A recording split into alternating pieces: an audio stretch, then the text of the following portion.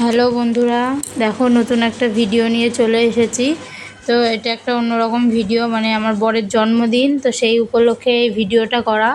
একদম শুরু থেকে শেষ পর্যন্ত যা যা হয়েছে ততটুকুই আর কি শেয়ার করব তোমাদের সাথে। এই দেখো, আমরা মানে যেদিন জন্মদিন ছিল, মানে 10 তারিখ, 10ই জুলাই, তো সেই দিন বৃহস্পতিবার ছিল। তো সকাল সকাল ঘুম থেকে উঠে স্নান টান করে দুজন মিলে গেছিলাম পুজো দিতে। এই বাড়ির পাশেই মন্দিরটা, তো গেছিলাম পুজো দিতে। তো পুজো দিতে গিয়ে আর কি পুজোটা দেওয়া হয়নি, মানে ঠাকুরমশাই ছিল না সেখানে। আর যাও বা গেলাম, ভাবলাম একটু মানে শিবের মাথায় জল ঢালবো, প্রসাদ টসাদগুলো দিয়ে আসবো, পরে যাতে উনি পুজোটা দিয়ে দিতে পারে। তো এই যে দেখো, সকাল সকাল মানে যে হনুমানটা বসে আছে ওখানে, তো আমার সেভাবেই মানে পুজো দিতে পারছিলাম না। তো অনেকক্ষণ দাঁড়িয়ে থাকার পরে, অপেক্ষা করার পরে, মানে ওখানে যে ঠাকুরমশাই ছিল তার যে বউ, জানি না ঠিক, হয়তো বউ, উনি তাড়িয়ে দেওয়ার পরে তো আমরা গেলাম, মানে ওই শিবের মাথায় জল ঢাললাম, প্রসাদ টোসাদ ওখানে ফুল টুল যা যা ছিল সব দিয়ে আসলাম। তো উনি বললো যে উনি আসলে পরে পুজো করে দেবে। তো নাম গোত্র লিখে দিয়ে এসেছিলাম।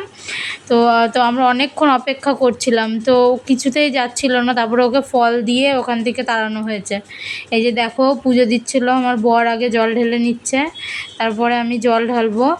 তো ওই যে আমি বললাম যে কি করে করতে হবে, তো করলো।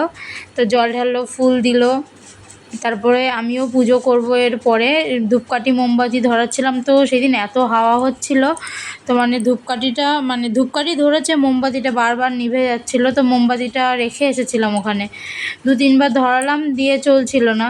তো ওখানটায় রেখেই এসেছিলাম আর ধূপকাঠিগুলো ধরিয়ে দিয়েছিলাম। তো ওর পুজো দেওয়া হয়ে গেল। তারপরে হচ্ছে আমি পুজো দেব এখন।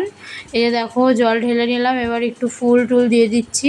আর ফুল আমি নিয়ে যাইনি, ওখানেই ছিল ফুল। তো উনি বললো এখান থেকে নিয়ে নাও, অসুবিধা নেই ফুল। তো দেওয়ার পরে জাস্ট একটু মন্দির থেকে বেরিয়েছি, মানে কয়েক পা হেঁটেছি, তার বৃষ্টি শুরু হয়ে গেছে। তো এই সেটটার তলায় দাঁড়িয়েছিলাম, তো অনেকেই দাঁড়িয়েছিল ওখানে। তো ওখানটায় টোটো সারাই, তো দাঁড়িয়ে থাকার পরে খুব জোরে জোরে বৃষ্টি হচ্ছিল। বেশ খানিকক্ষণ পরে বৃষ্টিটা কমলে আমরা মানে যে দোকানের সামনে গাড়িটা রেখেছিলাম, মিষ্টির দোকানের সামনে, তো সেখানে গেলাম। যাওয়ার পরে আবার বৃষ্টি হচ্ছিল, খুব জোরে বৃষ্টি হচ্ছিল। তো খুব খিদে পেয়ে গেছিলো, 12টা মানে বেজে গেছিলো। তো সেই জন্যই ওখানে আর কি পরোটা খাচ্ছিলাম মিষ্টির দোকানে। তো পরোটা তরকারি খেলাম, খেয়ে তারপরে বাড়িতে আসব। তো বাড়িতে এসে বেশ খানিকক্ষণ পরে, দুপুরবেলা খাওয়া দাওয়ার পরে বিকেলবেলা একটু বেরোচ্ছিলাম, যেহেতু জন্মদিন বলে কথা, তো কেকটা আনতে হবে।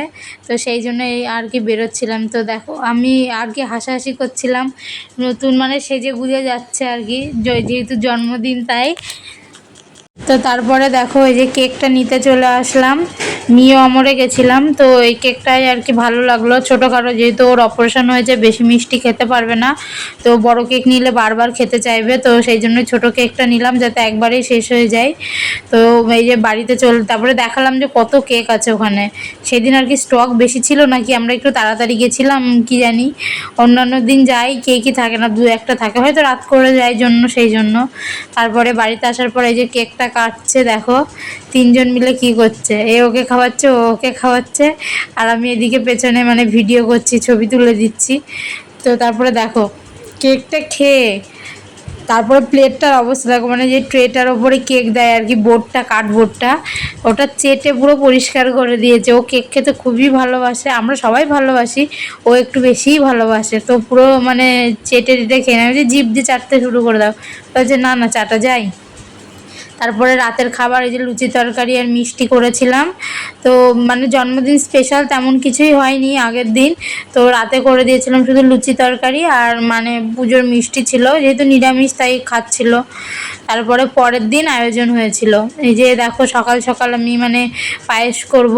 তো পায়েস করার জন্য সমস্ত কিছু গুছিয়ে নিয়েছি, ঘি, তারপরে গোবিন্দভোগ চালটা ধুয়ে নিয়েছি, কাজু কিশমিশ ভিজিয়েছি, চিনি টিনি আরও যা যা এলাচ তেজপাতা লাগবে, তো সেগুলো সব গুছিয়ে মানে দুধটাকে ভালো করে জাল করে তারপর ওগুলোকে মিশিয়ে দিলাম। এবার চালের মধ্যে ঘিটাকে একটু মিশিয়ে নেবো, তাহলে স্মেলটা বেশ ভালো আসে। তো এটা মিশিয়ে নিয়ে দুধটা বেশ খানিকক্ষণ ফোটার পরে এটা দিয়ে দিলাম। তো এবার নাড়তে থাকবো আস্তে আস্তে, তারপরে যখন হয়ে যাবে তারপরে চিনি দিয়ে নামিয়ে নেবো। এই দেখো, মানে পুরো শেষ পর্যায়ে হয়েই গেছিলো। তারপরে আর কি দুপুরের রান্নার তোড়জোড়, তো মাটন হবে এখানে, আর কি কি হবে দেখতেই পাবে, কারণ একা হাতে করছিলাম তো মানে সবটা মানে ভিডিও নেওয়া সম্ভব হচ্ছিল না। আলুর দম, মাংস এইসবই হচ্ছিল আর কি। তো দেখো প্রায় সব রান্না কমপ্লিট। এইদিকে হচ্ছে মাটনটা হচ্ছে, আর এদিকে আমি ডালটা করে নিয়েছি, অল্প অল্প করে করেছিলাম। তো এই যে দেখো খেতে বসে পড়েছে আর কি। রান্নার সময় তো সব কিছু দেখাতে পারিনি, তো সেই জন্য এখনই আর কি দেখিয়ে দিচ্ছি দেখো কী কী রান্না করেছি। 5 রকম ভাজা, মানে আলু ভাজা, পটল ভাজা, কুমড়ো ভাজা, শাক ভাজা, উচ্ছে ভাজা, ওদিকে ডাল ছিল, পায়েস ছিল, আলুর দম ছিল, মাটন ছিল, তারপরে চাটনি ছিল, কলার বড়া। আর চাটনি বলতে আমের যে টকটক ঝোলটা হয় ওটাই, ওটা খাই বেশ ও।